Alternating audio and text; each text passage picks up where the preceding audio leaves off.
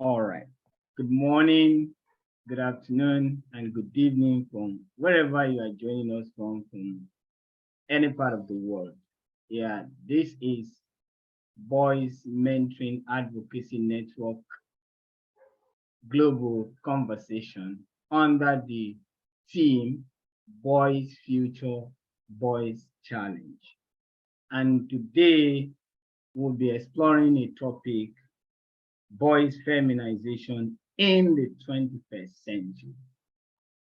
Before we move on, I would like us to acknowledge Read That Network, who have been very supportive of this conversation every month. They've been our great hosts, and we'll be having one or two of them joining us as well. I want to thank them for all the support they've been rendering since they've been part and been partner of this monthly global conversation. Voice Mentoring Advocacy Network is an international, non-governmental, non-political, and non-religious organization established to cultivate boys and young adults with the tools they will need to become a positive and empowered adult males who will love, inspire, value, and educate others in their society. We started this organization in 2017. It is incorporated in Nigeria and as well in the United States. I am Ola Akinwe, the founder of this organization, and I want to once again welcome you on board. We've been doing all our projects, and we have series of projects from the Being a Man program to Boys Future Boys Challenge to mentoring with boys using football, using maths, using literacy. Uh, we have several, and it has been amazing. So I will be happy to send you our impact reports that you can follow and read through what we have achieved in the past 5 years to know more about our programs. And with that being said, like I said, why boys feminization? You see, the introduction of this, like there have been some cultures all over the world that have raised softer and gentler types of masculinity. And there are some cultures too all over the world that have produced extreme strong women and feminine concepts. So is there such thing as a universal concept of masculinity and femininity? Now, this is what we want to delve in and how this affects or influence our boys in this century. So with that being said, as I welcome you today, I love you all. I want you to stay and enjoy this conversation. Angela Leah, glad to have you joining us. I appreciate you. Hope your day is going great and glad to have you join us. Jackie, I think it's time that you help us go through this and bring life into this conversation. You're welcome. You're great. You're great, Ola. Nothing like I love the people that put me under the bus. Yes, I would love to hear from each of you to be able to know a little bit about you, to hear what your possible interaction is in the cultivating of our boys to men. I would like to go around, if it's okay with you, Ola, to have them briefly introduce themselves and to say your relationship with B-Man. And you don't have to give a 20-minute talk on exactly what you're doing, but if you can briefly give us an idea of where you're coming from and your cause or your group.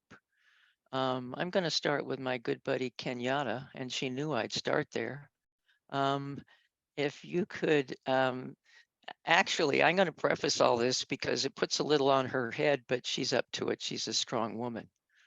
Kenyatta has solutions to a lot of what's happening. So as she speaks, you will understand why. But just give us a quick overview, Kenyatta, if you would, please. Absolutely. Thank you so much. Jackie, thanks for inviting me, introducing me to Ola. And there's just a couple people on here like Clifford that I happen to know, which is interesting. We just met in person 2 days ago here in Phoenix and then learned that we're speaking on the same call today. So isn't it interesting how the world, turns? But I am in Phoenix, Arizona. My name is Kenyatta Turner, and I do multiple things. But one of the companies I'm going to speak about mostly right now is the logo that you see up here in the corner of my screen. It says Dream Smart Behavioral Solutions. And I am one of the co-founders of Dream Smart. I am also the Chief Behavioral Marketing Officer for Dream Smart. But I will tell you something briefly about me that'll give you a little insight into why Jackie may have mentioned what she mentioned. Is when I introduce myself and explain to people who I am and what they can expect when working with me, which is even more important than actually what I may provide. It's who I am and how I show up. And I am an outgoing, fast-paced influencer. And why that may mean nothing to you in the context of why would she use those words, each of those words you could imagine what they might mean. And that's not only how I describe myself, but it's literally who I am at the core, not subjectively, but objectively. So what Jackie mentioned is a solution that she's probably referring to is Dream Smart offers validated behavioral insights that are real time, that last for a lifetime. Our clients and people that we work with take a behavioral assessment that only takes about 10 or 15 minutes that gives objective data about who a person is, how they will show up 91% of the time. And we can give it to people as young as 12, and it's still accurate at a 91% predictability rate over the long term. And that means their life. So that's a very kind of interesting concept about why that will be important in this conversation. And I can get into that more later, but just a quick introduction into who I am, why I am, and a little bit about what our company does. And I can speak more about that later. Thank you so much, Jackie. Thank you, Kenyatta. You will be hearing more about that. And if you realize the power of that as we go along, it will be great. Clifford, go ahead and tell us a little bit about you, please. What is up, amazing people? Happy to be here. Yeah, Jackie invited me here. Powerful, powerful networker. So thank you for that. She always puts me in the most powerful rooms. So I'm grateful for all of you. Kenyatta, it was amazing meeting you. I actually got to take the quiz, or I'm sorry, the assessment, and I am an adaptive. And what was interesting, they ask you, do you know what you are objectively? And I did. And I did because I'm also a philosopher. I always ask the why behind the why. And one thing that I would do is I will be whatever I need to be to get to the result. That's the name of the game. The result that I'm here for is people loving one another, people taking the time to care about one another. And it might sound kind of strange coming from a fighter. You know, I fought in the UFC and I fought in Bellator. And some people say, well, why do you fight? Well, I'm a professional fighter. And as a professional fighter, we have to sign the contract to even get into that ring.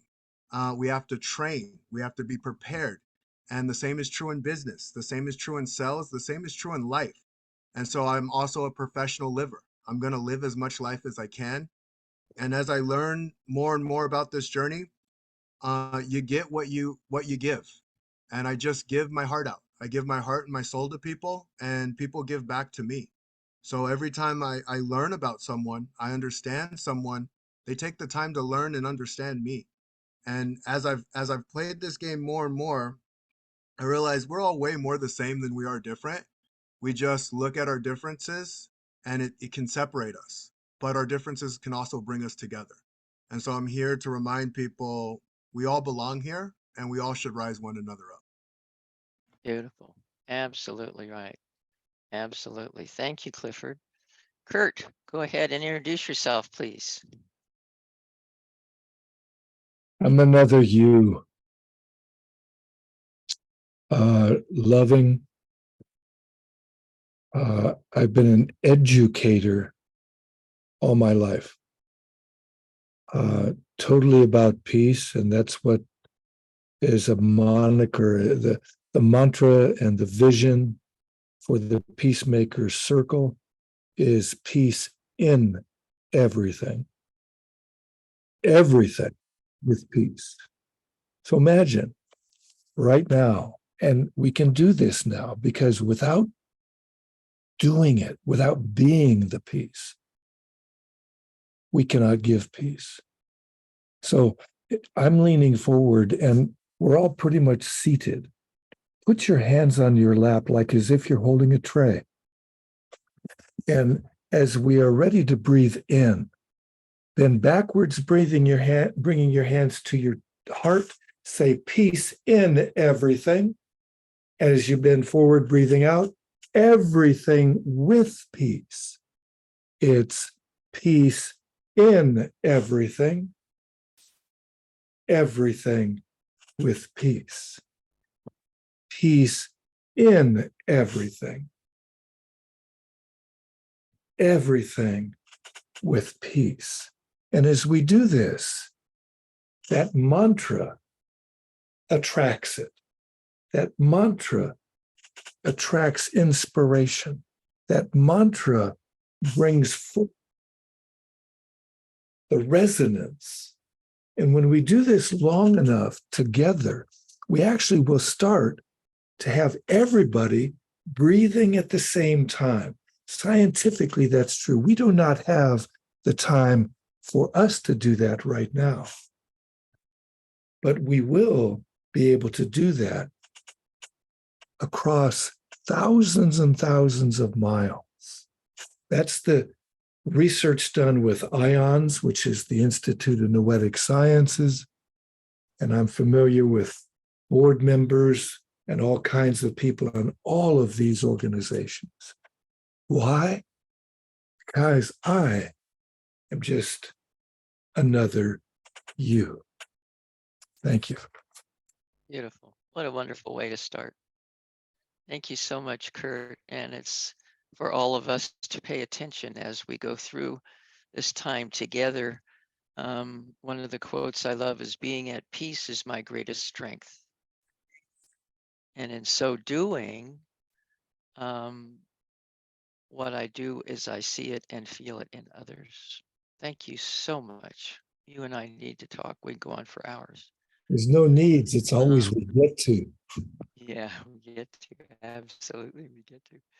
And so Sensei Dave Armstrong, would you please join us? By the way, Kurt, where are you calling from, or where are you coming from? I live on unceded territory of the Tongva and Chumash in Southern California at a place called Los Angeles, San Fernando Valley. Okay, thank you. I didn't mean to interrupt, but I got all of the Arizonaites people, and I just wanted to know where we're coming from. So Dave, would you please join us? Yeah, so my name is Sensei Dave Armstrong. I'm currently in Greece. That's where I retired back in 2017. So I came up in juvenile detention, foster homes and group homes, gangbanging in LA back in the 80s. Lost my mom when I was 12 and found martial arts. And so a lot like Clifford, I fought a lot. I own 3 martial arts schools in the States. One in Hawaii, one in California, one in Colorado, and served in the Air Force for 24 years. And now I get to wake up every day and dedicate my days to changing youth's lives. And so I have a nonprofit called Inspire to Aspire Youth Empowerment. And we go into juvenile detention centers, foster homes, group homes, and help change destinies. And so there's some horrible statistics surrounding our youth that are in foster care and coming out of juvenile detention. For example, about 70 to 85% of youth that are currently locked up in juvenile detention will end up in prison. And that's sad. That's sad to me. Only 3% of youth in foster care will end up getting a college degree. Depending on the statistic, about 1/3 to 1/2 of youth that age out of foster care, as I did, and I was homeless, will end up homeless. And so what we do is change destinies and statistics. And so I'm blessed and just love everything that I do every day. Came out of retirement to do it. And yeah, so, and then on top of that, I'm an author and motivational speaker and blah, blah, blah, a bunch of other stuff. But that's the most important thing I do, is get to help youth change their destinies and lives. So thank you, Jackie, and back over to you. What a wonderful, strong person. Can you just see the wonder and the beauty that's coming around him with the brilliance that he brings to these young men? Ah, thank you so much for being here. It's people like you. Can we clone you? Is there any way that we can clone you and actually bring you out to I'm trying to do that myself. I need another me in my business. Yeah, I'll bet you do. How beautiful. 'Cause I Thank look you. at this, I look at this screen, I think, oh my gosh, the power that's here is so amazing. And now, Nye, is that how you pronounce it? Nye Howard, would you please join us with your amazing power? I am sure, considering the group that you are with, I want to know more. Absolutely, Jackie. Thank you so much for introducing me. Ola, it was a pleasure. Ola reached out to me, and anyone who is as committed and loyal and doing the work to help empower our young boys and men, I am all for it. So I jumped on right away, and we literally just met. But I am so humbled that you've given me an opportunity to be part of such an amazing group of professional, like-minded individuals, the same synergy of wanting to empower our boys and men. To tell you a little bit about myself, as I'm listening to everyone else, there's so much just synergy between us. From showing up with Kenyatta, using the term showing up, and, hearing, Brother Starks talk about training and preparing. My background is very simple. I stumbled upon this background not by choice, but by circumstance. I was a single woman who raised my son solo, and that was the driving force behind my mission to helping young boys and men to grow and to be successful. So after the death of Trayvon Martin in 2012, I knew I had to make a difference. And so what I did was I started taking all of my journals, and I ended up writing a best-selling book called Raising John's Boy.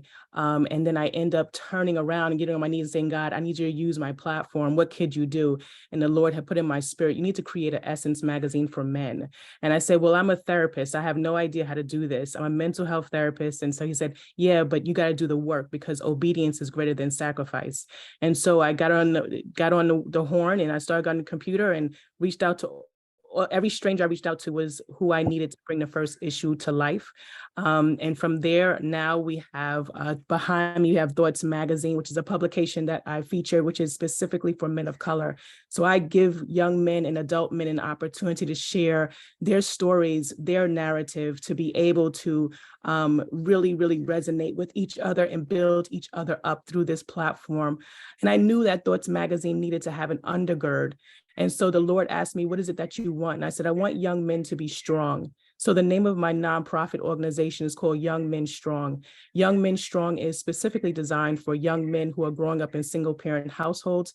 And I pair them up with professional, ethical men who are helping them to transition into manhood. We do this through media, consulting, and mentorship.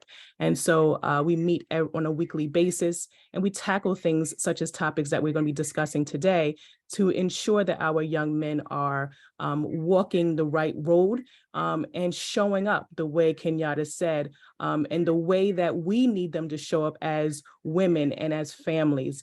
And my motto is that when we strengthen our boys and men, we stabilize our girls and women. Thank you. Absolutely. Absolutely. What a joy to have you with us. Thank you.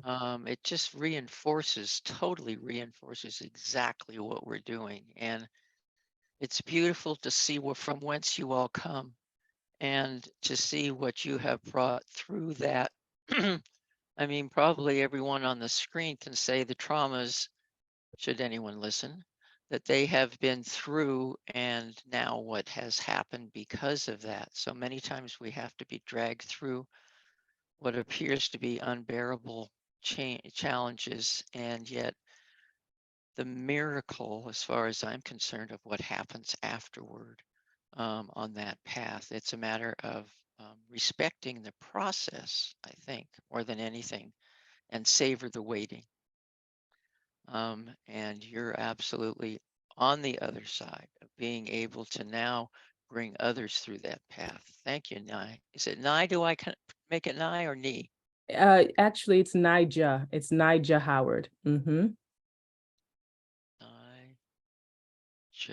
Yep. Nijaaah. Oh, So I'm that makes looking more for- sense if I put the H on the end. So I'm looking forward to connecting with everyone, and feel free to connect with me too. Oh my goodness. If anyone knows me at all, about 4 people on this screen do. Alliances are my world. They're totally all about alliances and what you can do together to be stronger. I think of myself as a catalyst for spontaneous combustion, is to be able to have you work as a team. So this is a beautiful example as you listen to each person, to be able to think, how can I fit into that program? How can we really work together? And it's going to be blatantly obvious by the time we get through with our time together, if and when you pay attention. So thank you very much for your part of it.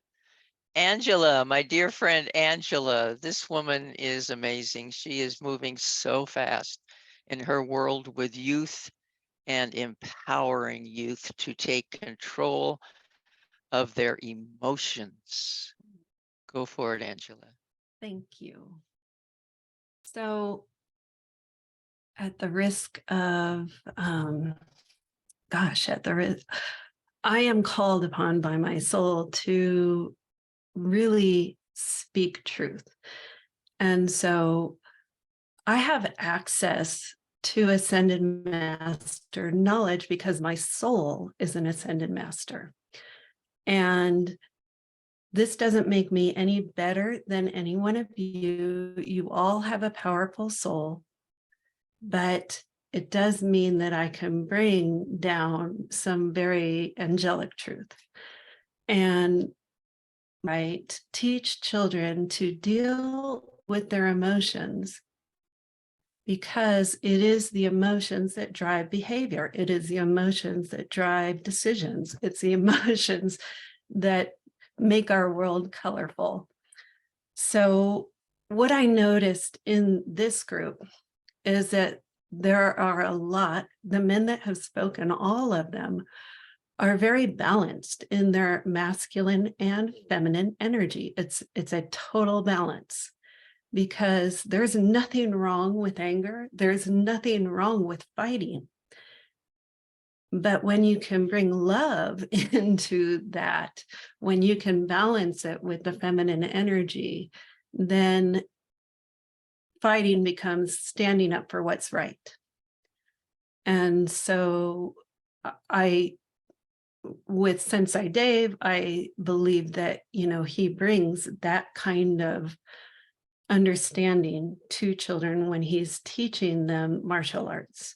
With Clifford, it's very clear that that is the kind of influence that he brings to children. And with Kurt, this piece is love at its very basis.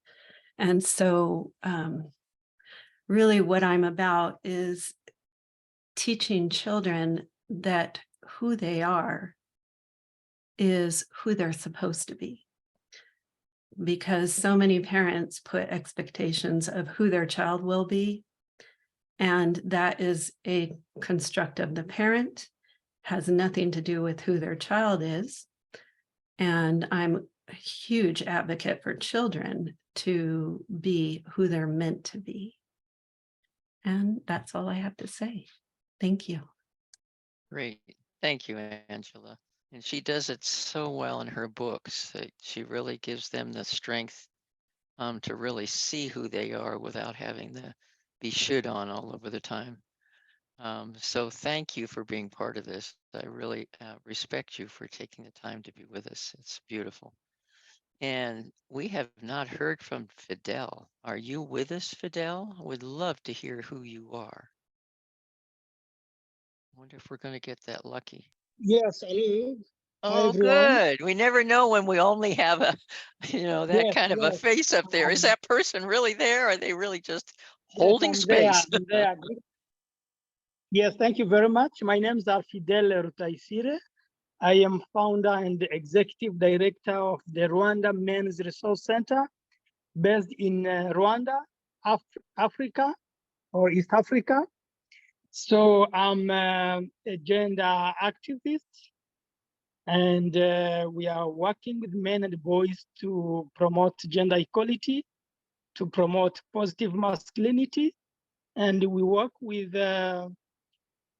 couples to reduce intimate partner violence, as well as engaging men in maternal health, child health, and newborn, and also caregiving. So I like to work with the couples to reduce or to promote healthy families and couples relationship. And I've been doing this since more than 10 years.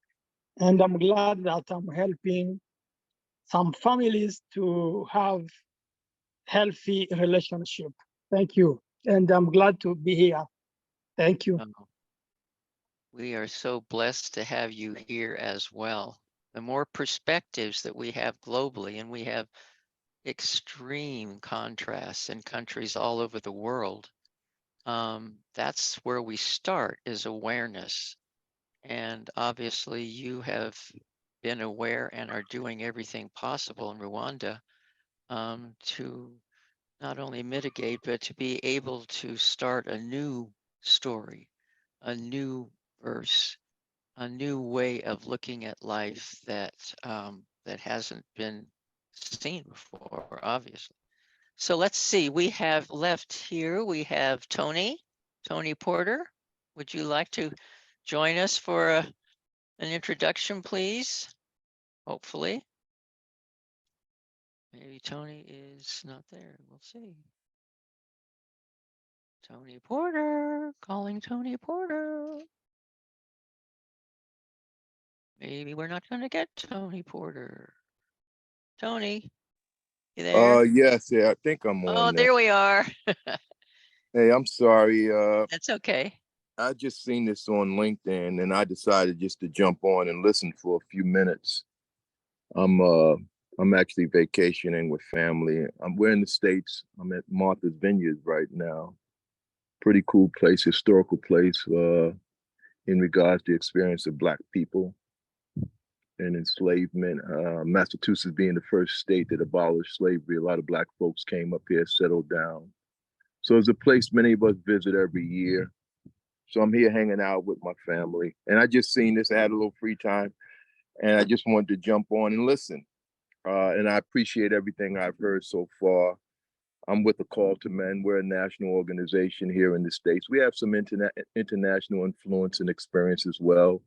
And like most of you are sharing, we do a tremendous amount of work around engaging men and boys and promoting healthy, respectful manhood. We have a huge investment in understanding that healthy manhood is the pathway to ending violence against women and girls. We don't put a lot of focus on men who perpetrate violence. As important as that is, we spend most of our time engaging men who don't. We believe that we are very much a major part of the solution. And without stepping into this space, we unfortunately will then be identifying ourselves as a major part of the problem.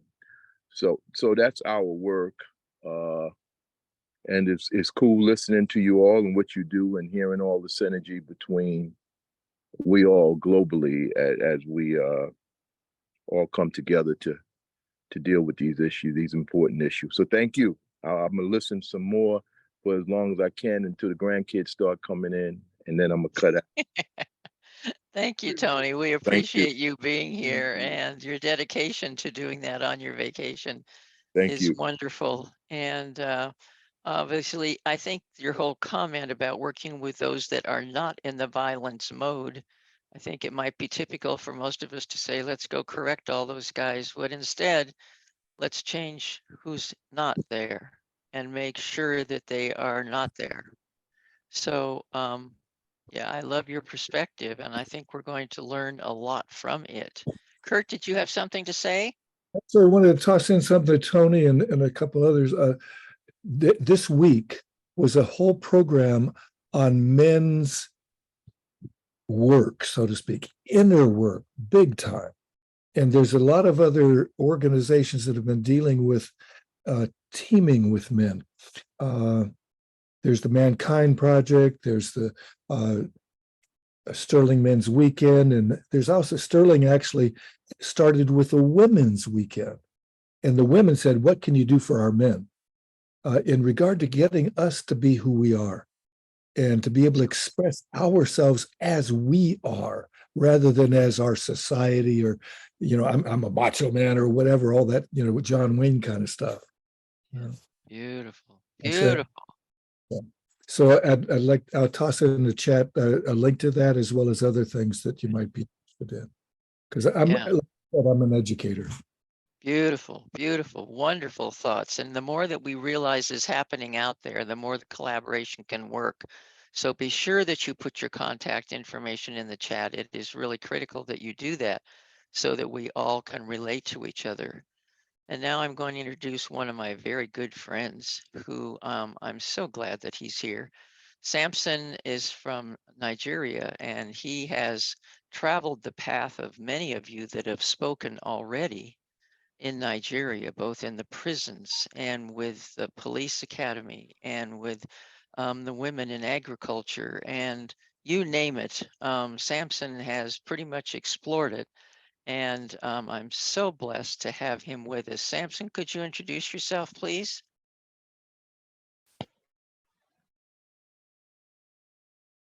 Come on, Samson. Hi, There you go.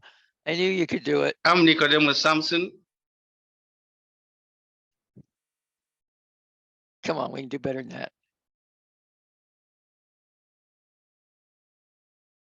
Assuming the new internet will let us.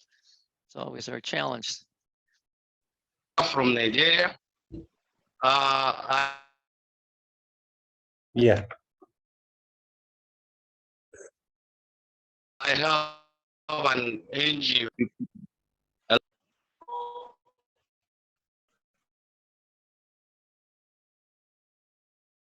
we'll let him continue to see if he can get it going.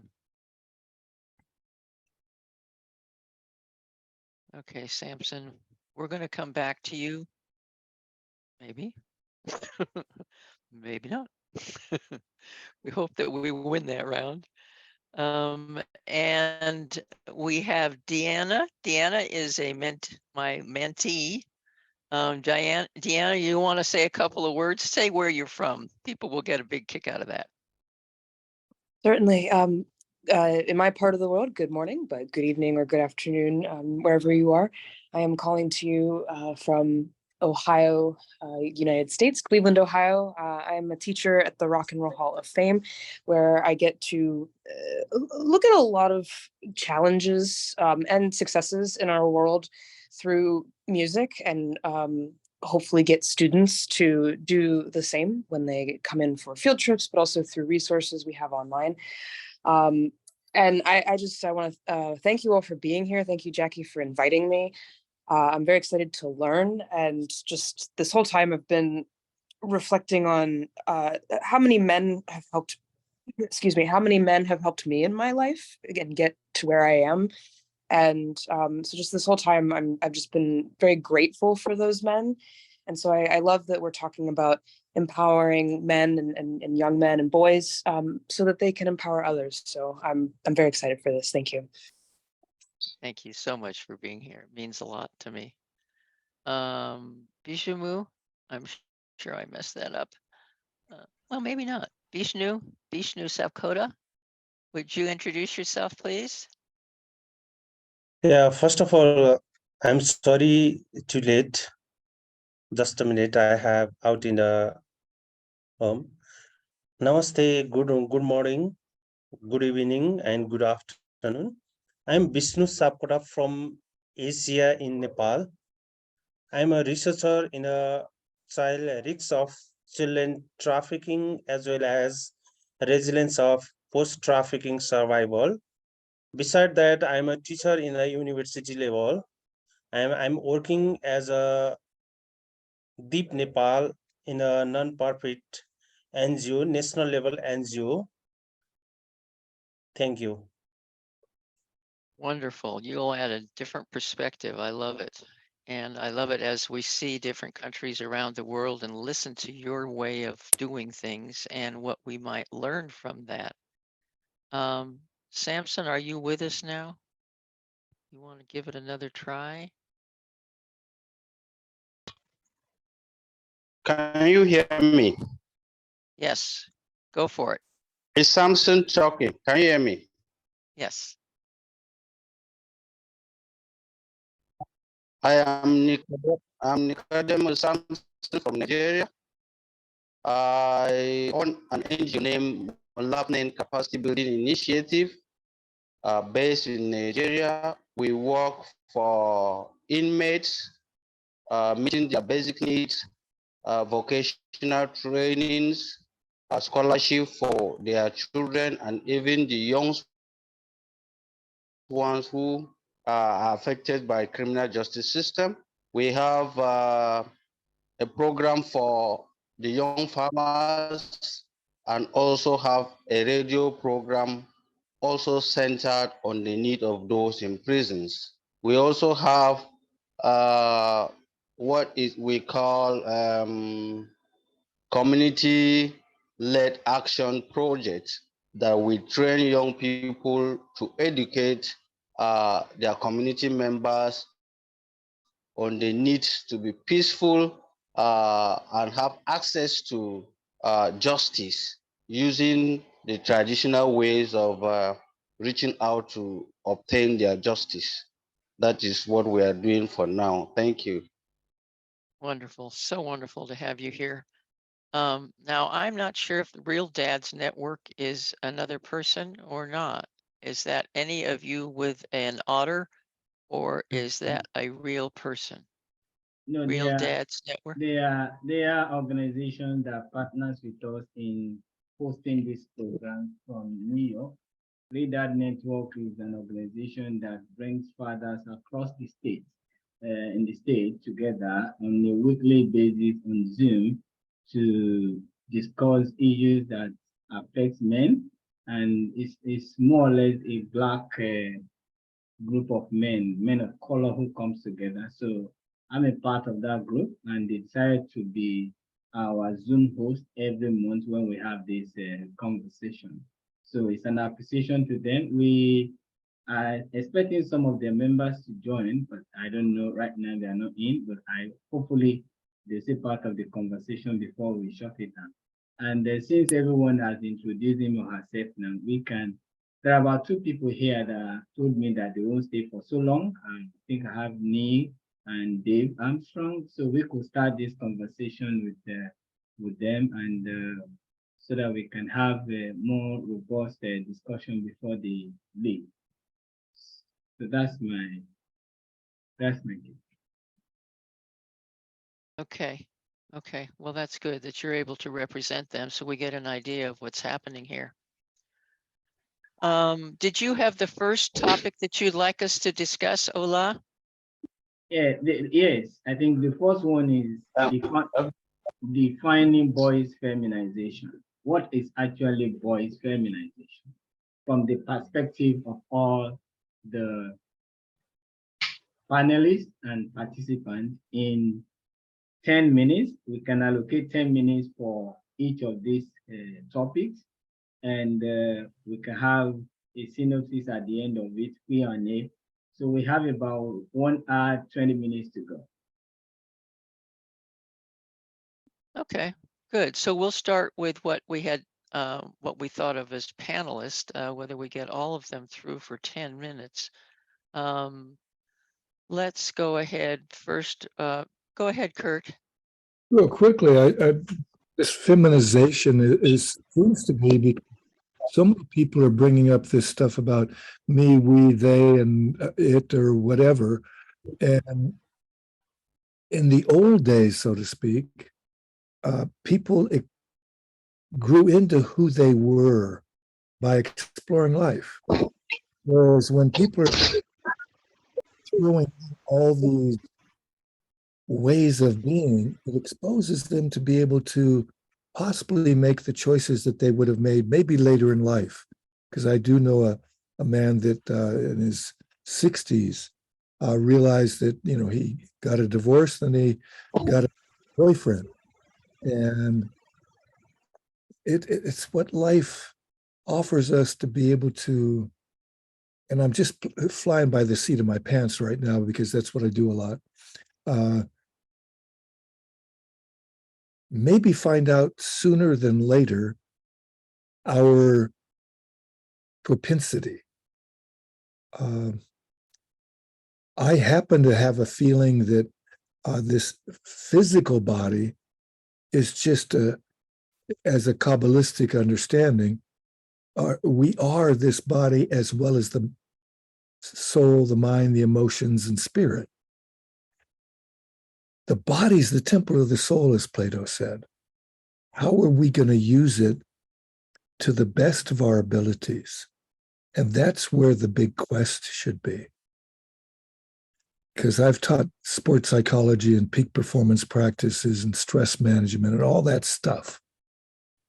But what is it that is really me? That's why meditation is, I believe, one of the key factors that bring people outside of the well-conditioned animal state, whether it's the media promoting this particular kind of violence, which they do, and that's why so many people are into it. I had a mentor called Harley Swiftier Reagan, and Harley was an indigenous who was also a Marine, and he was an incredible martial artist. He took a full karate kick to his scrotum, lifted it above the ground because of that. Didn't faze him. And his sensei that he trained so well took simultaneous karate chops to his neck. Full karate chops, not just, you can touch it and so on. Didn't faze him because he knew how to focus the key. And where am I going with this? We're still exploring really the powers that we are, as we are just getting close. Angela talks about ascended masters and so on. We're way beyond that. In essence, how do we get there? That's the key. But done. Thank you. Excellent. I'll listen now. Beautiful, beautiful. It's a matter of being able to go, is to teach them to be able to really see what's inside of them and not be influenced or should on about what they have to be. It's that cultivating of the inner soul of really knowing and loving. That's the key, isn't it, Kurt? I don't know if you've ever read the book Power versus Force, but if you have, you understand that love is the second highest state of being, according to these levels that he brings forth, and the vibrations and the colors and so on. Because love is the only thing that brings peace. So peace is actually the superpower that we are. There was a peacemaker, an indigenous elder that brought the Iroquois together. He was called the peacemaker. I forget his indigenous name, but he was that peace. Just like Gandhi was the peace that he wanted people to experience. And Mother Teresa could start to walk across no man's land where people are machine gun fire is firing all over the place in Lebanon at that time. And as soon as she started walking across that field to go to an orphanage across on the other side, people stopped shooting. And some other people came and started to follow her to be able to go to the orphanage, take these kids, and bring them to safety. That's the power of peace. That's the power of love. Thank you. Thank you. Absolutely. Thank you. Absolutely. Would you invite, okay, Hayward, yeah. I think the panel should contribute here. Yeah, I just wanted to contribute because I know my time is a little limited here. Yeah. But I wanted to just say that, you know, when we think about the term feminization, right, this is a term that is widely used as describing the characteristics of that are mostly widely seen in females and women. And so when we talk about boys feminization, we first have to understand, like, I'm from the United States, and in the United States, in New York, I'm from New York, but in the United States, 82% of households are predominantly run by women.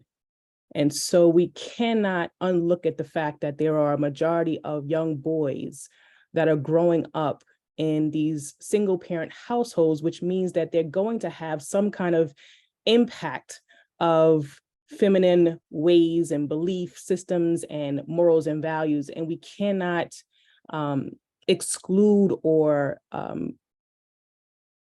make them think that they're less of a man because they're being raised by a strong woman. But in that same respect, the greatness about them growing up in these single parent households is that they're learning things like empathy and compassion and how to be kind. And these are some healthy characteristics that are necessary in order to have a good relationship with a female partner as they mature and grow into men. And so on one hand, while it's important to have a balance of characteristics that are predominantly found in women, it is also very important that we continue to showcase our boys and our men, how important it is to stay steadfast, have strength, understand grit, understand how to fall and get back up, understand that when you cut yourself, you can heal. And these are some of the factors that we would consider, I guess, manly, but we cannot take that away from our boys as well, because there are different characteristics between the two. And so when we look at our boys, we want them to be strong, but we cannot deny them the opportunities to know that it's okay to cry. It's okay to show emotion and be vulnerable. But it's also, but you also have to put a stoppage on that. And I say that because balance is so important. It is not okay for a guy to cry like how a woman would cry, or because there's got to be some kind of a balance there. And I don't want to get that misunderstood, because there may be some folks here who are saying, well, how is he crying? Is there a way to cry? And so I think it's important to monitor that, but at the same time, keep a balance. It's okay to cry, but it's also okay, and it's okay to know empathy and compassion and how to be kind and how to be loving. But it's also okay to get up and understand that this is what the role is, and we cannot stop our sons from learning how to figure it out and understand challenge and understand that you're going to have to life's going to have challenges for itself. Figure it out. That's what we deserve as women, looking for our men to be able to do. So let's celebrate our boys. Let's celebrate our men for being who they are, and not diminish their ability to see themselves as valuable and worthy just because they don't fit maybe the society's stereotype if they're grown up in a single parent household by a woman. So I just want to make that clear that raising a son does not make them less of a man because they're being raised in a female-led household. Beautiful, absolutely beautiful. It's very well taken, because it's the mother's part, and that's a very big responsibility, to create that balance, to have them realize their own significance as a male. And in both cases with Kurt and with Nija, is the fact that it's how to actually to bring that forward so that they know how to respond appropriately. I think that's the key to most of everything that we're doing, is that they may have those strong emotions, they may have those fears, or they may have those struggles or those desires to do harm. It's to be the teachers of them, to show them the appropriate way to respond.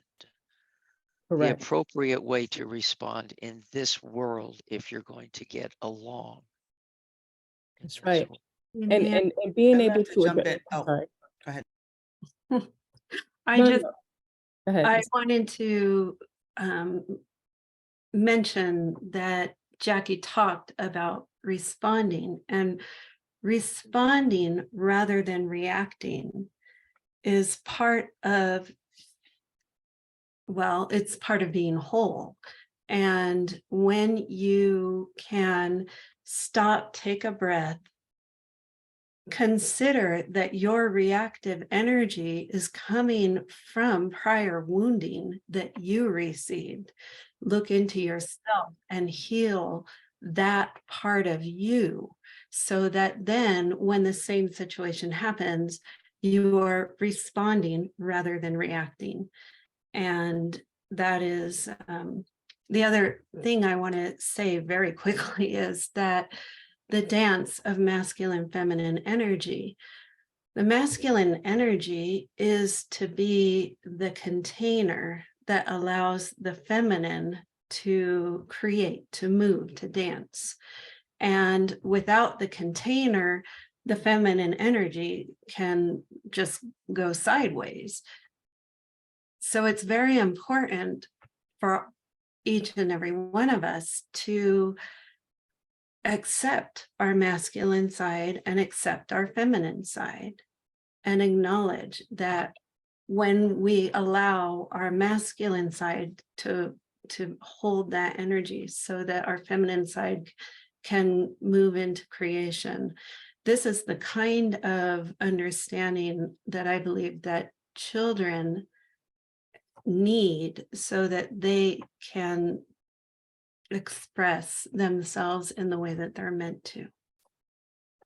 Oh, beautiful. I just love that masculine container for the women, just for the feminine to dance. Is that beautiful or what? That is so beautiful, Angela. What a concept. That is so cool. So I'm sorry, I get excited about certain things. Anyhow, go ahead. Who's next? 'Cause I know you're all excited, and I'm trying to control all this. Jackie, I'd like to Go jump ahead, in. Kenyatta.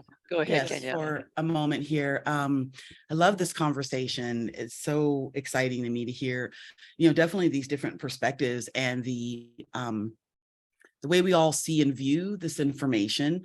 And many people are saying some of the same things around, helping boys understand who they are, how they need to show up, how to respond, how to balance that masculine energy with that feminine energy. But one of the things that we spoke about earlier when we talked about what is feminization, and Nija said it, she talked about like the characteristics, right?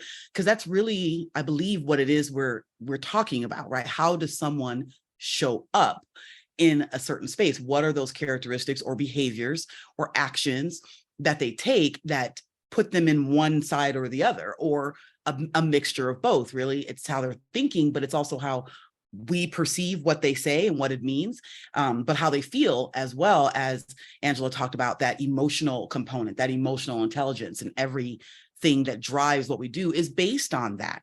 And I want to speak briefly to the idea of behavior and the context of whether a person is a male or a female, or somewhere in between there, however they feel about themselves and however they identify with, that we have so many similarities, yet so many differences, right? You know, two women are not the same.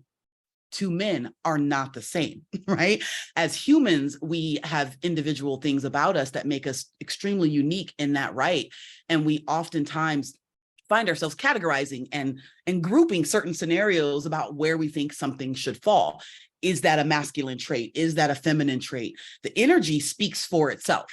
The energy is the thing that almost, you know, usually is the hardest to define because it is so infinite. And however, but when we bring it down and kind of narrow it down a little bit, there are some things that we do as people that someone may feel like that particular behavioral trait or style is more feminine or masculine, when it actually isn't either. It is simply who that young boy is, how he sees the world. So as an example, a few things that you guys mentioned that really hit me was the idea and the concept of love and acceptance. And I know in the work that I do that when we use this tool that Clifford mentioned and that Jackie, you've taken as well as myself, and we are able to give a young child objective self-awareness, not our objective self-awareness as their parent or mentor or trainer or whomever the person is that's guiding them, but the objective self-awareness that comes when that child can answer these questions about themselves in ways that we could never answer for them. And we're able to show them who they are and why they are perfection in that state. Then we give them a baseline from which to grow from and unleash with our guidance and mentoring, not because who we think they are or should be, but who they are. And we can measure that. And I say this very, very pointedly because those types of things are very difficult to measure. And most of us do not know how to do that. We don't have a resource for that. And when Jackie mentioned solutions earlier, we do have a resource for it, which is why I pointed out, because most don't. We don't have a way to know these things. So as an example, really quick, and I'll end here, is that the whole concept of something like something we measure called the command factor. One side is take charge of the command factor, the other is cooperative. Now, right now in your mind, you might be thinking, take charge and cooperative. Could that is that a thing that could be put in the area of masculinity versus femininity or feminine energy, right? Take charge, cooperative, which is which? At a glance, you might think that a woman may tend to be more cooperative than take charge. It happens all the time, but that's not necessarily the case. So a young boy who's already understanding that he's take charge or cooperative, how does the family, the teacher, the coach, whoever's supporting that young boy, if you knew that he was more one or the other, how might then you help him cultivate that, what we call superpower in that young boy, whether it be take charge or cooperative, to where he can be truly who he is, but also understand how to flex in the moment for the greater good and still be who he is truly without giving up anything. And that right there teaches that young boy self-love and self-acceptance. And that then is a ripple effect that affects the entire world and universe as far as I'm concerned, because I don't think, my opinion, that it's possible for self-love and true, let's say, hatred for others to actually live in the same heart. I don't think they can occupy the same space. Just like fear and faith can't occupy the same space. One has to give up. Courage is usually the line between that. However, that's how I feel about this tool and what we do. We teach self-love and acceptance. And then that person, child, can unleash that upon the world, and the ripple effect happens if we as adults don't get in their way. Because that's ultimately what we wind up doing, imposing our own thoughts, beliefs, and value systems on said child because we believe they should be masculine or feminine. And it's not even really about that. It's about something that doesn't live in either of those spaces, and it can be measured. So thank you for rattling on. Let me rattle on about that, but it was on my mind. I had to get it off my chest. I knew you would. That's why you're invited. Thank you so much. Really realizing at your core level what your character is, your behavioral character is so critical. Just think if we could teach our boys to start from that, to realize who they really are. And as you said, many ways to love and respect that. Again, I go back to Kurt, it's all about love. It's all about self-love, because when you actually have that, that's what you have for others. I mean, that's the strongest. And the challenge, of course, is to cultivate that in these young people, so that they see others in the same light. Now, Dave, you haven't really said a heck of a lot, but my guess is that you have quite a few thoughts about the role of what is boys' feminization. Well, you know, I grew up in an environment that was hyper masculine. Okay, so gangs in Los Angeles in the 80s. What high school? Without a father. So my OG, the Crips in the gang were my parents, basically, and my mom died when I was 12. So I have a lot of perspective on this. And let me ask you, I'd like everyone to start writing some stuff down. If you're on the panel, if you're just listening in, but I don't have opinions, I have food for thought. All right, so let me ask this. Can a tiger raise an eagle to fly? Can a tiger raise an eagle to fly? Imagine that. Can you even imagine a lion or a tiger raising a bird to fly? The answer is no. So this feminization of boys is an interesting topic because it has a lot to do with the nature versus nurture psychological thought process. And it also has to do with culture, because what it's to be a boy in Africa, in Nigeria, is very different than what it is to be a boy in the United States. Hugely different, vastly different. I live in Greece. A lot of the men have their moms folding their clothes, washing their clothes, cooking them dinner and lunch until they're in their 30s. And when I first moved here, I thought that was weird because that doesn't happen in the United States. 18, you're out, bye. Oh, if you're in college, maybe until you're 24. But it's a very different culture. So I bring that up, not in a negative way, but in a thought-provoking way, that sometimes our own perspective on what is right or wrong or should be is a little askew. And that's okay, because we're all growing up where we grow up, and we all don't know what we don't know. So I wanted to make sure that we talk, not just talk, but bring that up. You know, I hear a lot of people talk about young men that are raised by single moms.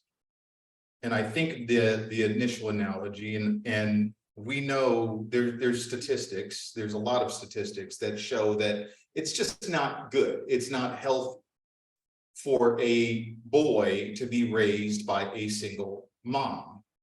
And so what can offset that? And this is just, it just is, and that's okay. I can never be a woman.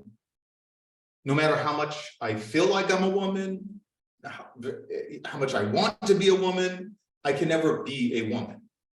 And that's okay.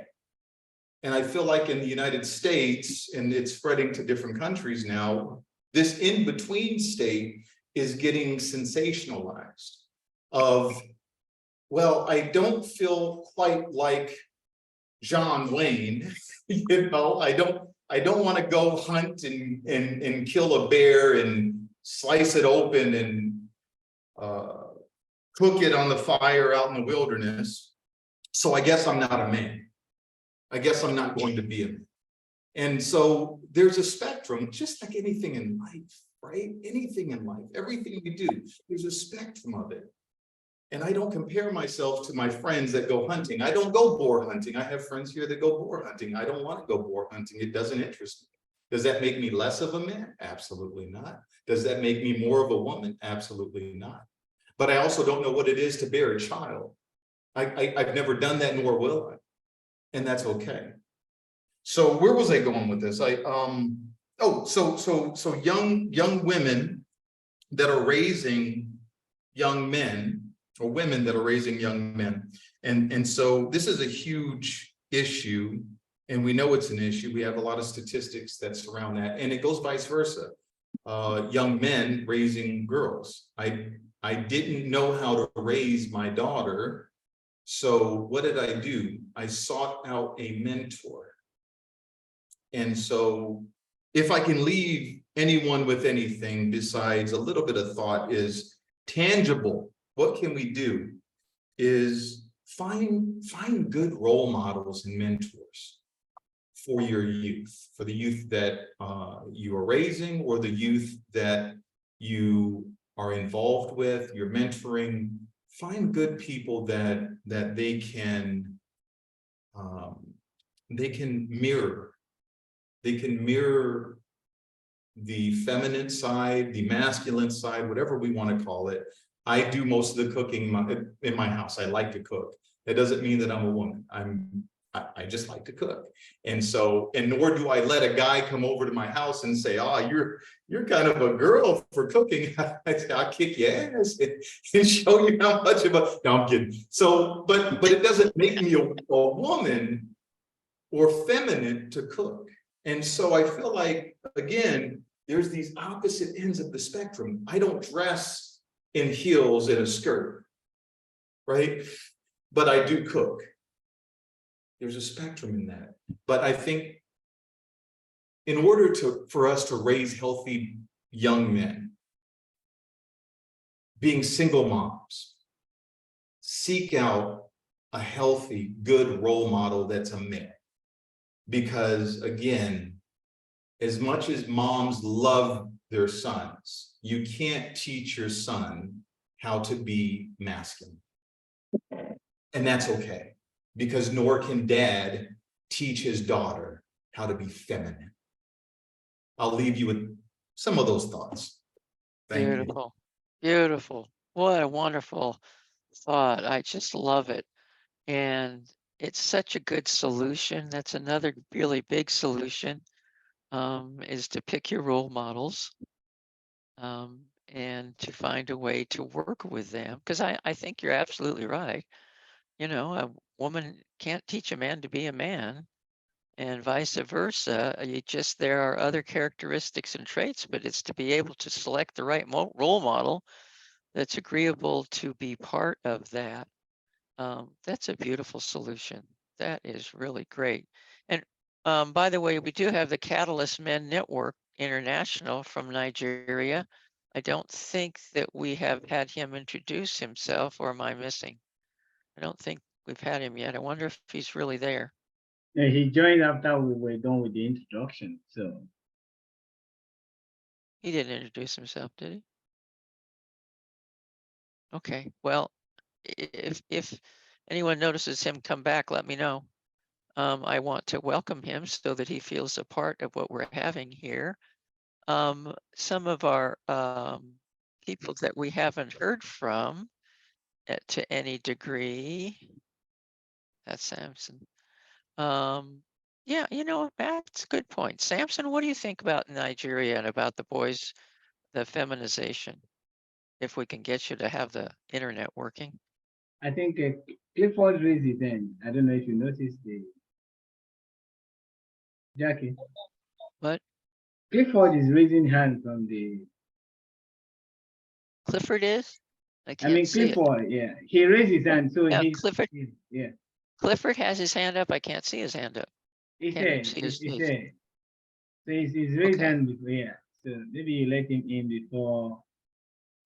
Okay, that's fine. Clifford, are you there? I am. Yeah, I can wait my turn because this is virtual, so I don't have to actually physically keep the hand up. Well, I was looking over at your thing. No wonder I couldn't see you. I'm going, but he doesn't have his hand up, but you're not looking at the right one. Go ahead, Clifford. Sorry about Yeah. that. Oh, you're good. Yeah, I appreciate everybody's insights. And what's interesting as I play my game, um, I love to reflect on things. So I like hearing other people's insights sometimes more than I like hearing my own because I'm constantly listening to my own. What Sensei Dave said, it was very interesting to me. And I love how the whole thing turned around because he asked, can a tiger train an eagle to fly? And my mind likes to play with stuff.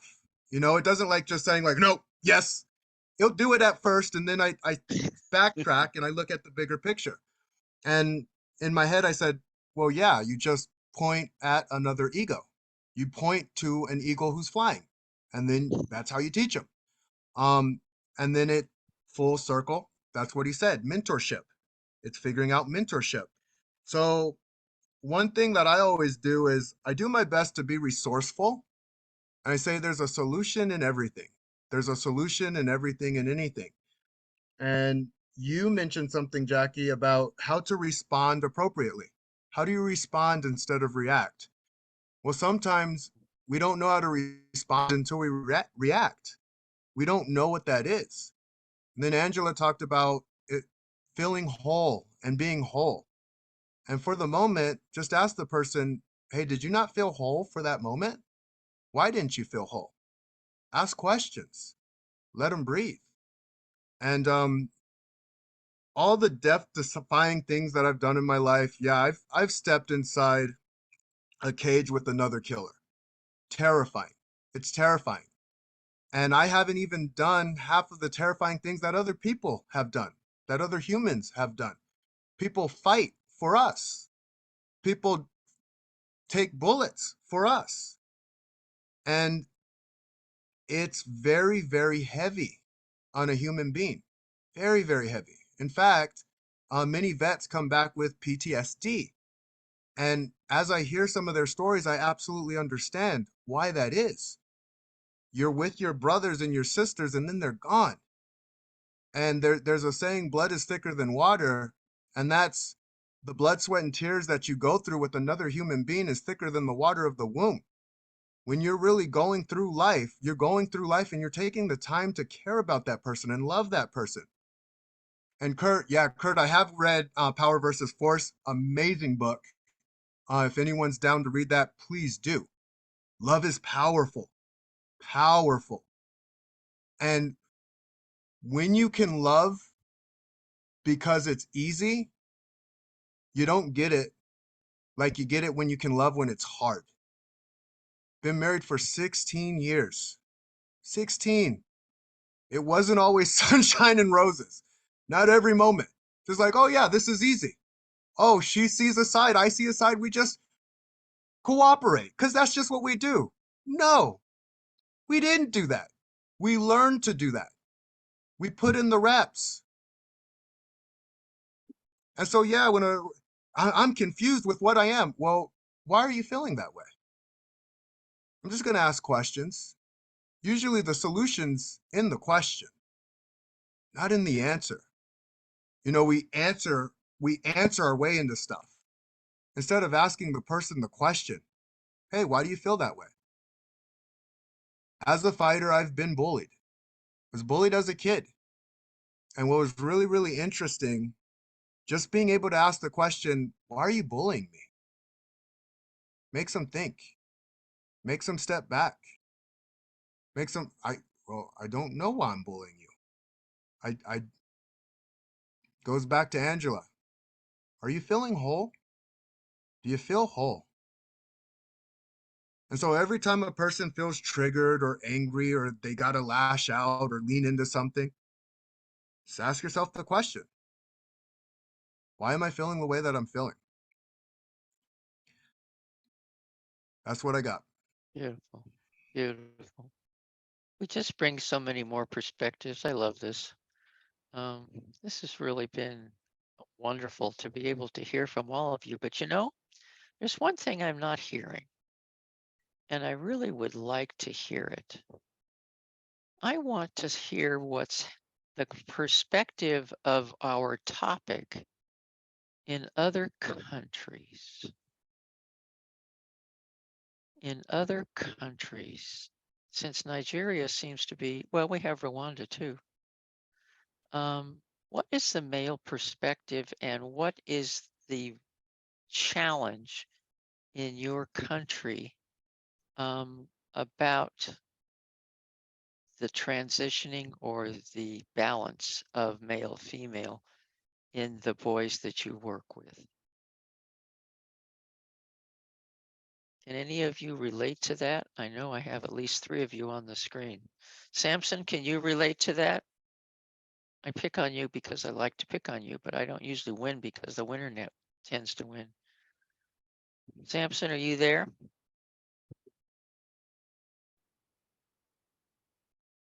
I don't think Samson is here anymore. No, I don't think he is. Yeah, but I can bring a view from the Nigerian perspective into it, and I usually love to give myself my life as an example when it comes to feminizations, and I mean boys feminization.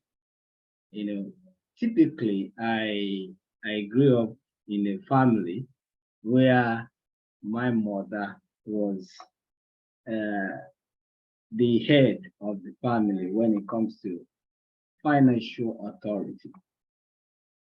And so she took responsibility for our needs as we were growing up, about 9 of us. You know, it took me years to understand because of the gender roles. She has taken the roles of a man while I was growing up as a boy. So when I became a man, or when I entered into my young adult age, I do find it very difficult in my early relationship to be the provider, because my mom has always been the example of a provider. And there was no any man during my formative years that I had to live with to see an example of a male or a father figure who does that role that I can emulate. So initially in life, I struggled with that until I began to read books from Edwin Lewis Cole,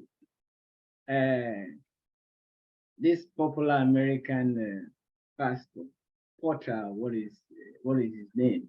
So I delved into reading books that has to do with men's roles, men's responsibilities, and all of that. So I kind of wonder. And you know what happened is that I became like a weak species of man because of the way I was raised. You know, in terms of that manly or macho man, I never got that because it was not something that was modeled in me. You know, it actually what affected my early stages of being a man, of becoming a man. So at a point in life, I had to ask myself, what are men's roles? How do men behave? Because I never saw this from my dad because he was alcoholic. Never bought me a pound in my lifetime. Never asked whether I've been to school or have my school fees were paid. You know, the only thing he did I could remember about him that I can say he showed up for me was when I was in grade 3, and he came to my class to ask my teacher if I could read. And the moment I was able to read, he said, "Yeah, I'm done with you. I'm done with your education, because I believe that if a child can read and write, he can become anything he could want to become in life." And that was all his contribution into my life.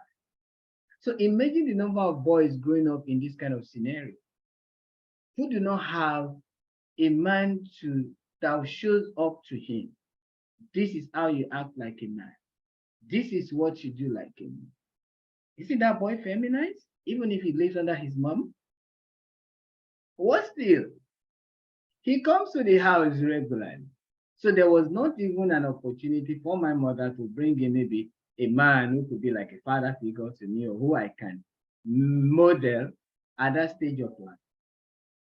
So for me, the issue, the perspective, that's my personal perspective as someone who grew up in a mother headed home. I mean, a mom who has a financial authority, and she contributed most of the emotional wellness. And another thing I experienced personally is that there is this boundary. There's this boundary that you have when you don't have this exposure to your gender roles or your gender I mean the company of men who provides this kind of emotional stability for young men, who create the structure the boy will need, and possibly the identity, the male identity that he want to associate with. And what still, there were no initiations for us growing up. Okay, these are the initiation process that you had to go through. At this point, you'll be exposed to what it means to be a man. And to be honest with you, this was the exact thing that drove me into the crusade for boys mental advocacy network. Because I saw that majority of boys who grew up in that age bracket, we fall almost into the same victim of life, of a confused identity of men, and not understanding that it is not because we want to be lazy or we don't want to take responsibility as boy becoming a man. It's because we never saw a true example of who a man should be and the roles of a man. Thank you. Beautiful. Yeah, and I would imagine that happens quite often when you're in a family of all kinds of, 9 children, and the mother is caring for them and trying to show them what it's like to be one or the other, that yes, you would go out on your own and try and figure it out. I think it's also important that we realize that boys will gravitate to those who want to teach them. They will gravitate to those that will show them attention, will show them love, will show them that they care for them. And by the way, if that tends to be a gang, that's where they go. That is where they go. So often we don't realize, why did they go to be a gang? Because the gang appreciated them. The gang loved them. It was their family. When they did something bad, the gang was delighted. So it was actually reversed of what we'd like to see, but it became their family. And that's how gangs start. Now, Kurt, I know you had an opinion or a thought on this. I also want to introduce whoever I want. Okay, go ahead, Kurt, go ahead. But if you unmute yourself, it might work better. Now I'll put my mic on. I have a chit. I don't know if you saw it in the chat about using the word mute, actually, because I have some friends that are people with diverse abilities, and they may not be able to hear, but and so on. But at any rate, I get to go, and I wanted to leave you with the peace salute. And the peace salute, I put a little thing in the chat just now. It has a history. But this is what it is. you see the world through these incredible goggles of love, or actually, the world is love. And then we get to say, Zoom peace. Why? Just as we said before, because love brings peace. So this is the salute. Thank you, thank you, thank you. What a magical time today. Blessings abound when you are around. Cheers. Thank you, Kurt. Thank you so much for your part in what we're doing. Bless you. And I love I'm sure that you can agree with the one statement that I carry around with me all the time. Be open to wonder rather than closed by belief. Oh, Gary oh, Spence. It's Gary Spence. I love that. And if we can all embrace that, I think. And if we can encourage, if we can be the example with there, love of what to do we take those ifs out. It's when we yes, yes. And if you are. want to toss in a thing on empowering communication, I call it the preface is actually abracadabra. And abracadabra is the magical word that you use to be able to make things true, right? Well, every word is made flesh. So when we are making the word made flesh, because we are creators, and that's when we get to use the words that we really mean, the words with intention. There's great power in that intention. So I'm here to serve. You are. If you, I've put in my contact information there, Good. and I'll obviously catch you later, alligator. Yeah. Thank you so much, Kurt. Thank you. I'd like to spend just a moment here with Vishnu. Is Vishnu still here? Yeah. Vishnu, you are from Nepal. And I would love to hear a little bit more about the challenges and your perspective on feminization from your part of the world. May you share with us? Did I lose him? Vishnu, don't die on me, please. Vishnu There is you go. muted. All right, there you are. Yeah, Okay. yeah. Thank you for getting the opportunity to provide the opportunity for discuss the some thing about our Asian in Nepalese perspective. In a when we talk about the boys' perspective in the context of Nepal, Nepal is the patriotic society.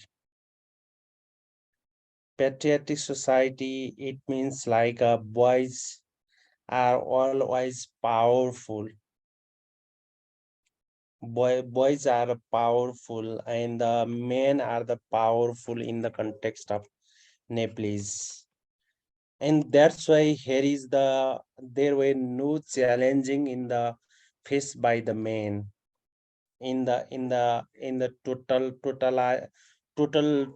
perspective, in that sometime they feel like the challenges in like that the in the 21st century in the changing the role of the men and the women like that, because of women are the most of the women are going to the foreign employment in the after COVID in the context of Nepal, because of in the 1920 and 2020 is the huge earthquake has gone. After that, in the Nepalese perspective, had like a economic crisis. In that became similarly that in after 5 year in COVID-19 also have a globally impact for that, and that's why Nepalese people face like two, two types of the disaster. One is the earthquake, another one is COVID-19. In that disaster, all men and women are faced like that because of the in that after that in case is became like a family detachment, in a divorce case like an increase like that, In that situation, in the context of Nepal, in the male does not tell in the society, in the dominate himself because of patriotic society. In the patriotic society, that's why some of the male are the dominate inside the home, inside the domestic work, in that perspective. That's why we are working in some like the men's voice, men's violence. We are working like that, and the male child also working like that. Oh, Dang.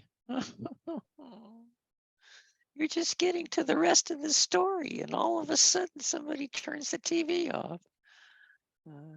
Who's the rascal that turned the TV off? Sorry about that. With different societies, and I hope that he comes back, you know, so often we don't get a perspective of how it is in other countries. And it looks like he's still kind of there. it's still here. It's just fascinating. Kenyatta, did you want to say a couple of words on that?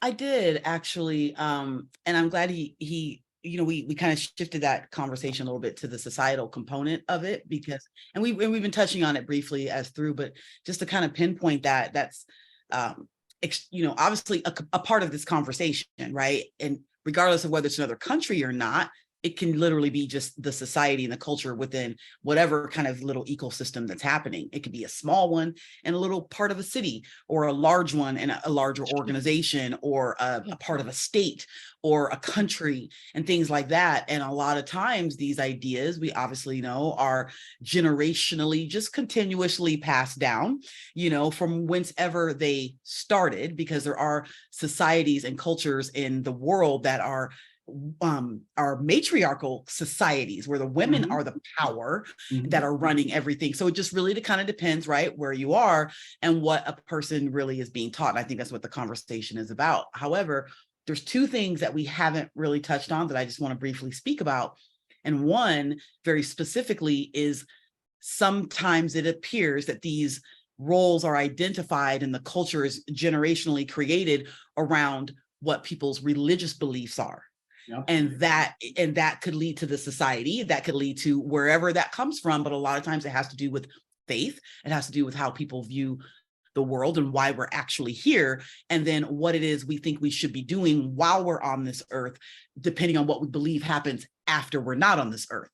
And I think that has a lot to do with why certain things are set up a certain way, because in a certain society, religion, a culture, someone could say, well, this is how we live, and this is why it's important, because of however we feel about things that we can't easily explain, which are things in context of the energy and God, however you view God, and then what happens when you are no longer in this form. So I think that is something for obviously a much longer conversation, but it's interesting. I think it ties into this conversation here as something. And then the next thing we haven't necessarily talked about, and if anyone, if you haven't read the book Think and Grow Rich by Napoleon Hill, there is a chapter in Think and Grow Rich by Napoleon Hill, and this book was written back in 1925. And there's a chapter called The Mystery of Sex Transmutation. And it's a chapter that many people, and I've been in multiple masterminds around this book. I actually reread it every 12 weeks, along with a book called Outwitting the Devil that was also written by Napoleon Hill, annotated by Sharon Lecter. And the chapter on the mystery of sex transmutation is a very powerful chapter that has a lot to do with the energy and the emotion of sex, which is something we've not spoke about yet on this call. We haven't talked about what that is and what that looks like, and why there may even be a need for a conversation about feminine energy versus masculine energy, and where does sex come into this, right? And that's a big part of it as well, especially if we're talking about young people and what we typically teach them about sex, the act of it biologically, but what do we talk about as far as the emotion of it, and how it is literally one of the emotions outside of love, right? There's a list of 10 that Napoleon Hill goes through, that emotion puts a person at the highest rate of vibration in order to connect with whatever infinite intelligence, God, it is to whomever you are, the things that are bigger than us, right? Those are the things that ultimately often drive our desires. It drives our creativity. It drives our genius. It drives how we see the world and how we show up in the world when we vibrate emotionally at a high rate. And oftentimes that comes through forms of meditation, like Kurt mentioned earlier, that ultimately tie into that. However, and I'll end with this, the mystery of sex transmutation is about that, but it is about that for both women and men, but it drives so much of what this conversation, so many components of this conversation that aren't outwardly discussed yet, as we kind of talk about what this really looks like as far as feminization. That's a component that has a huge factor in this discussion, just overall. Beautiful, beautiful, great resources, absolutely great resources. Ishmael, would you like to address your thought on the topic? I just want to say it was a wonderful conversation. I'm the guy behind the Road Dads Network. I'm the tech guy. It's just amazing how Ola's vision has come to light. I know he talked about doing like a thing like this a while ago. Ooh, this conversation we had, what was it, like 9-10 months ago? And he did the first event like this, and it's just been taking off ever since. And to see more and more people coming together, to seeing this community growing is a beautiful, beautiful thing to see. From my input on the conversation, I think it was an amazing conversation. I think the one thing is when we use the term femininity, I don't want that terminology to be looked upon as something negative. It should be looked at positive. And then as well as we have to start having that conversation to let the world know that men have those characteristics too. Men can be vulnerable. Men can show empathy. And the one thing we learn from our group that we get together at every Thursday, the big thing is mentorship and model that behavior. It's easier to tell a child, do this, but if you're not doing it, it's gonna go on deaf ears. So that's my 2 cents. I'd say that's more like $1. Sorry, I couldn't handle that. I had to do that. No, I like Yeah, beautiful, beautiful. Our screen seems to be reducing, but doesn't mean the conversation is, because I really am loving where this is going. In the amount of time that we have left, I would like for us to individually and then as a group suggest what you think might be a solution to the feminization of men. And I don't mean that in a negative way. I mean that in a balanced, as Angela said, in a balanced way. How is it that we can be, how is it that we can be the possible changing forces in the lives of young boys to create more peace in our world? That's the whole story. Clifford, you want to start? Yeah, I actually, Kenyatta, both amazing books, Think and Grow Rich and Outwitting the Devil. And I will say, I come from a patriarch, but my wife is more of a matriarch. And I am so grateful to have that experience because it stretched me to be something more than what I was before. Now, what's interesting as people, we do our best to fix the problem. We got to fix things. And our brains want to linearly figure this thing out. Like, okay, if I just go this direction, then things will get better. Then we end up learning crap that worked for a little bit and then it didn't work. Yeah.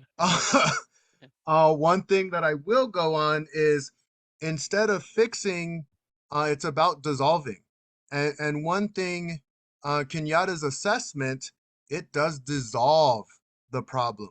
When we are aware of what we are and aware of what we do, then we can become something more. And what was so fascinating to me on my journey, I was going to live my life the way I wanted to live it. No one was going to teach me any different. I was going to live my life. And I think we have to have a physical death for that to happen. My physical death came when I was 5.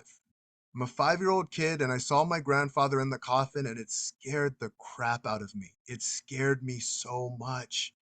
And at the time, I didn't know it was happening, but I was processing it.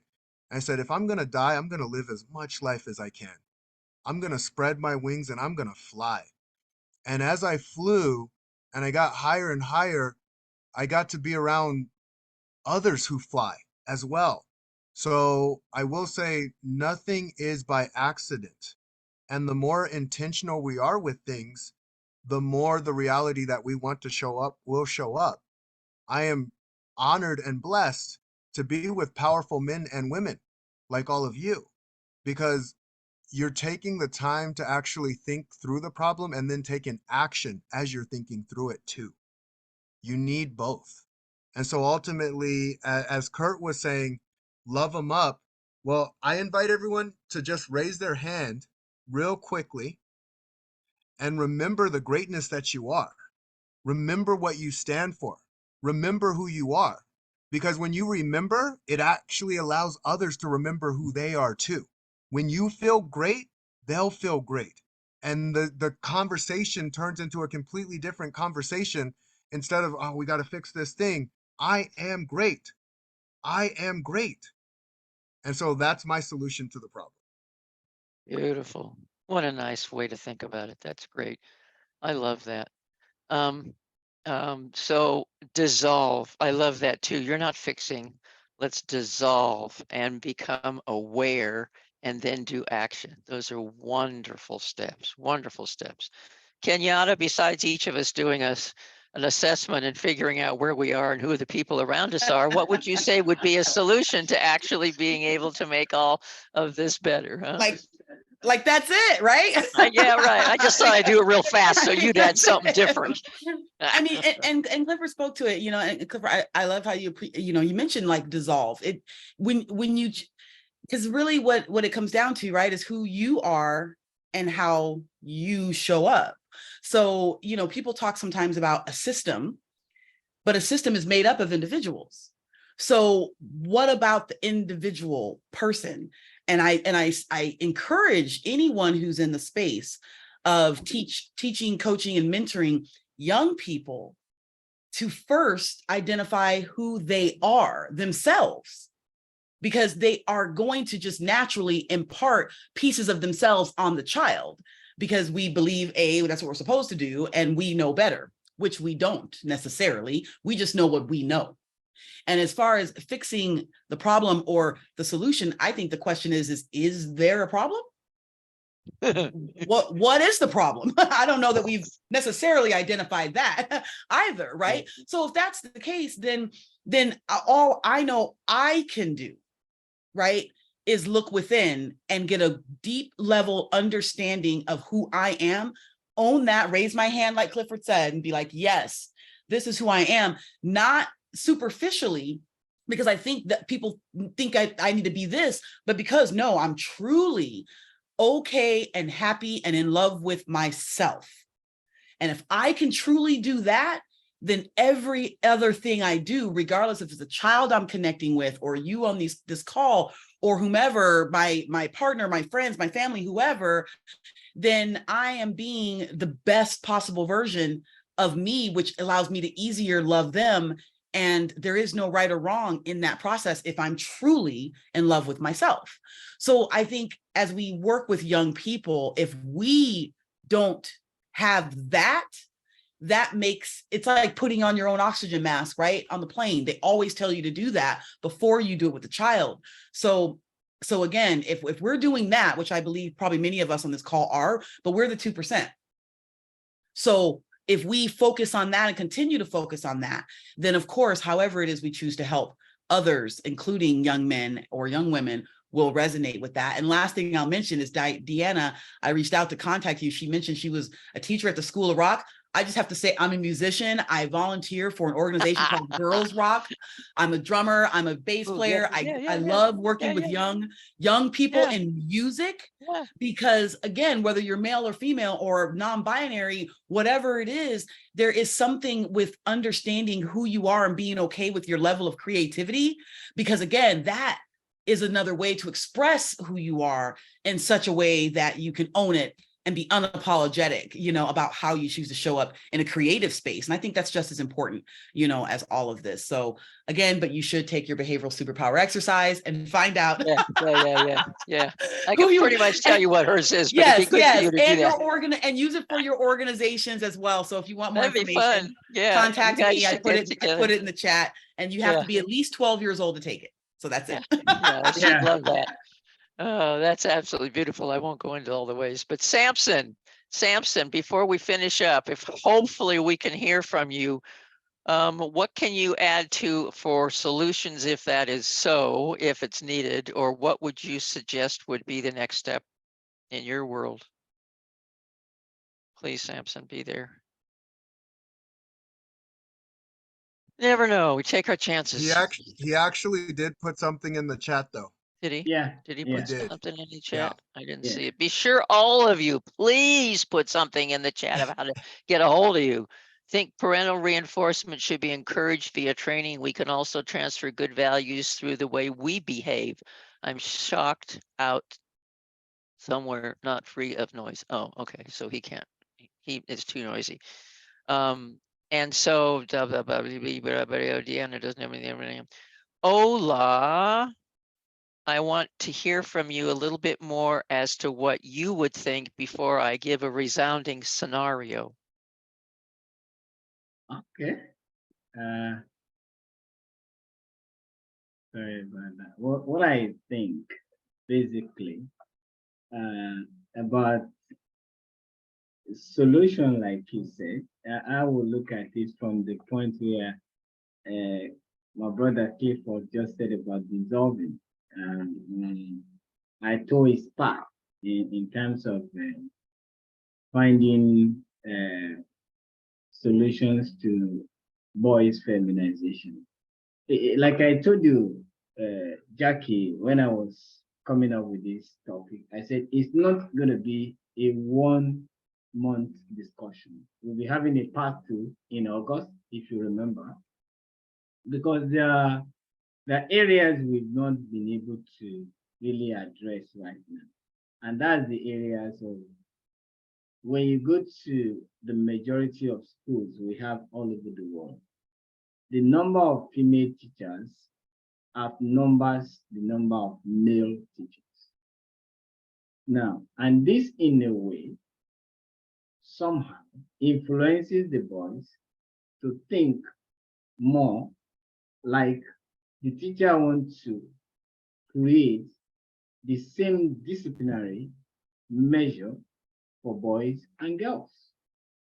They want, because the boys on their own, the more of activities, and the girls on their own, they are more of maybe being quiet. And as a male teacher, I know how to understand the character of each of these boys. But as a female teacher, because of my feminine nature, I want that to play out in my discipline with the boys, or make the boys behave in certain ways that aligns with the girls. Because we often say boys are troublesome, boys are stubborn, boys are this. And as women, we tend to look at this. Is this a solution? You know, I've been in the educational sector for more than a decade or close to 2 decades. And what I find out most of the time is that women tend to talk to boys like the way they want to treat girls. And another issue is this. You find out that it's very uncommon to find most of these female teachers who have a support program for boys. But there are more support programs for girls in the school system than for boys. And this boys tend to see. Let me give you a scenario of a young boy who happens to grow up in a father-absent home. And all through his elementary education, Kenyatta, all the teachers he got were female teachers. He comes home, he sees his mother, he goes to the first grade, second grade, third grade, fifth grade, all the people that taught him were women. So one day he asked his Mom, is the world only for women, or what is it that every day of my life, people that taught me from my primary school to the end of my elementary school have always been women? So he's been programmed now to reason out with just one approach to life, which is the feminine approach. So in a situation like this, how would you say this boy has not been feminized? Or what solution do you want to provide for this boy that the only examples he has seen all through his childhood life, up to he was maybe 11 years, was a program that has to do with is the women that provide the sex. So it's kind of something we have to look at maybe in our next conversation.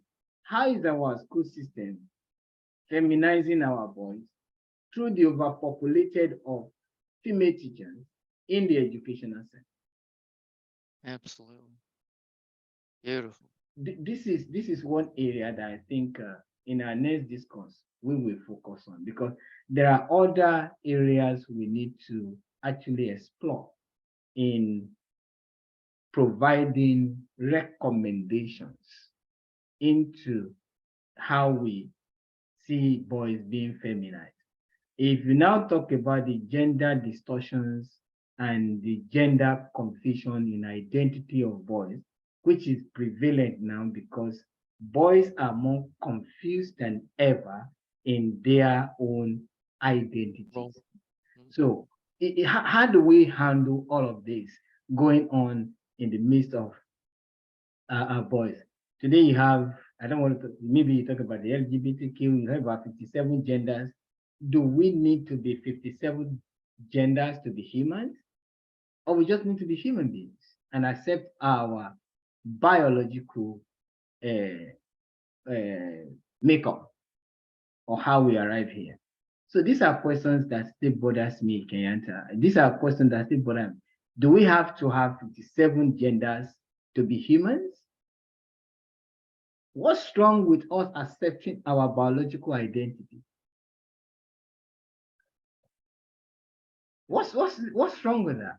Must we confuse the next generation of young people with distortions in identities? How is this playing out in being human?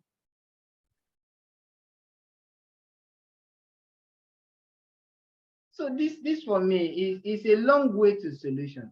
How do we, in the next 70 years, this is the early part of this century, how do we recognize who is a male from a female in 2070? How do we identify them by the year 2070? I think that, and I just have to I guess say this.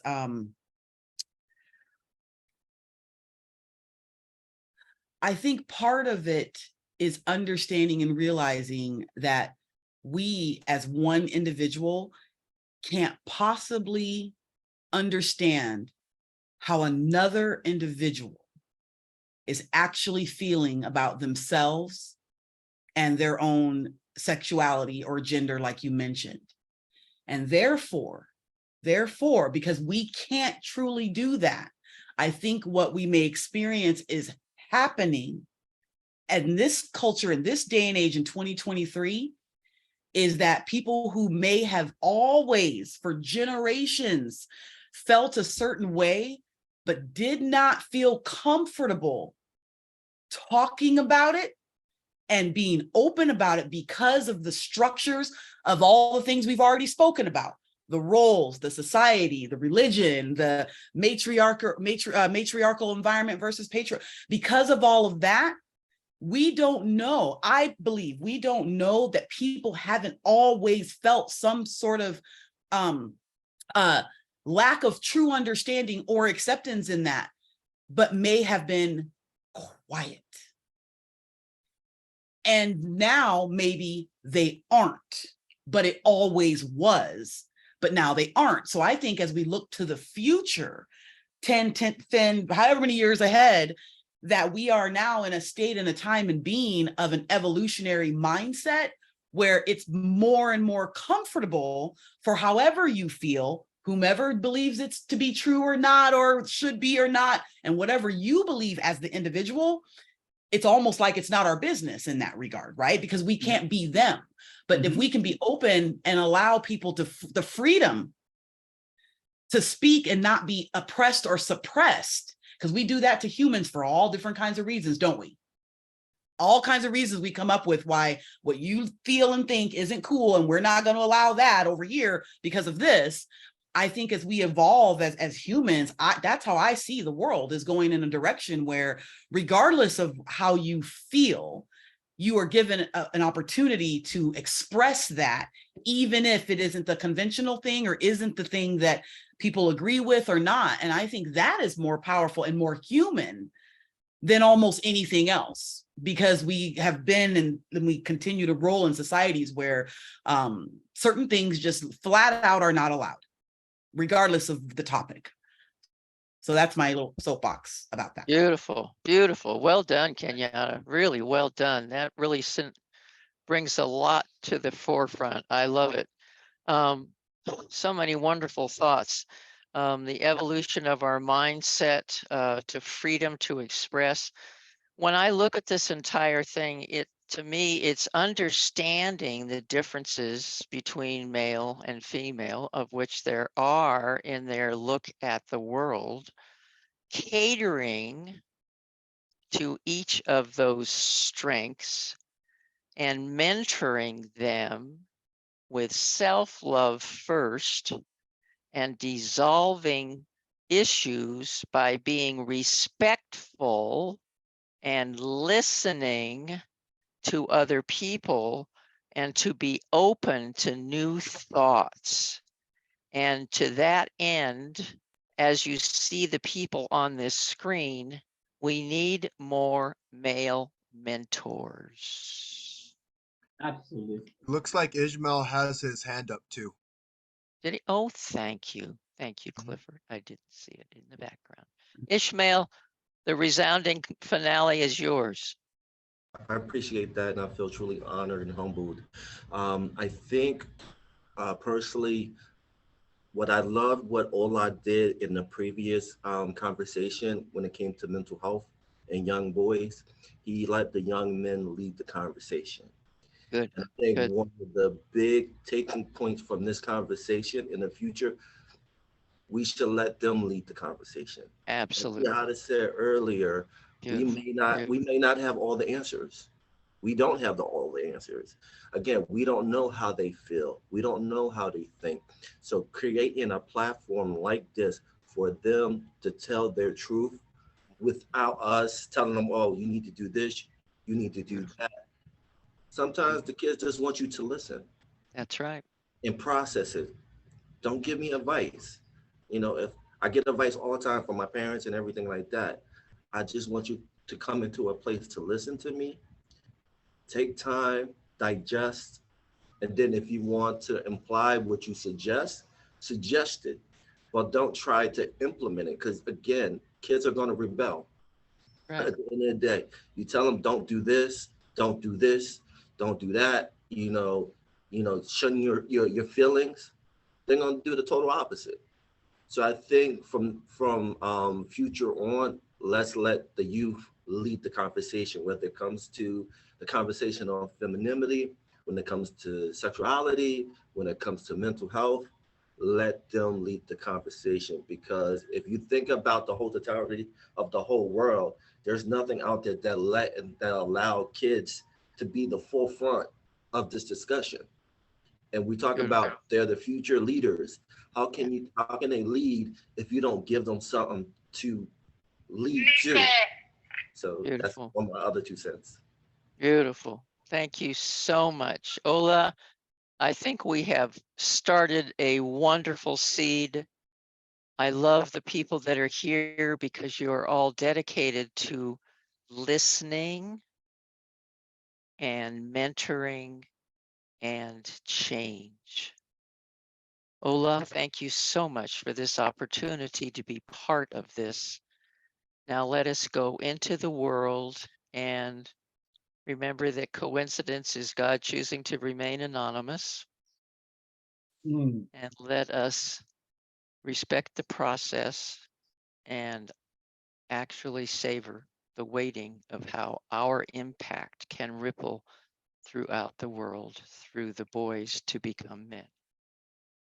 Thank you. Thank you, thank you, thank you so much, Much love, everybody. Jackie. Thank you, thank you, thank you, thank you. Be sure you have your saving and be Yeah. sure that you all that. Yeah. Thank you, Kenyatta. I just want to thank everybody for being part of this conversation. You actually made me proud. I feel blessed to have people like you. And I'm very honest with you. Thank you for this opportunity. And I look forward to working with all of you and how you can be of Jackie, you've been of tremendous support. I know Kenyatta, I'm going to continue to speak with you. We have so much to do together. And I don't know. Oh, yeah. Yeah, we have so much to do together and make sure that I hit you every month to let you know on time about what is unveiling and what we need to do next. And I believe we can create a very strong discourse forum on this theme every month that in no distant time, this will become the #1 global conversation when it comes to boys issues and something like that, behavioral, whatever it is. Thank you, brother Ishmael. You've been a brother from another mother. Yeah, I don't know how my world would have been without people like you. I can't imagine how my world would have moved forward without people like you. So from the very depth of my heart, I want to thank you, brother Ishmael. And with that being said, I say thank you and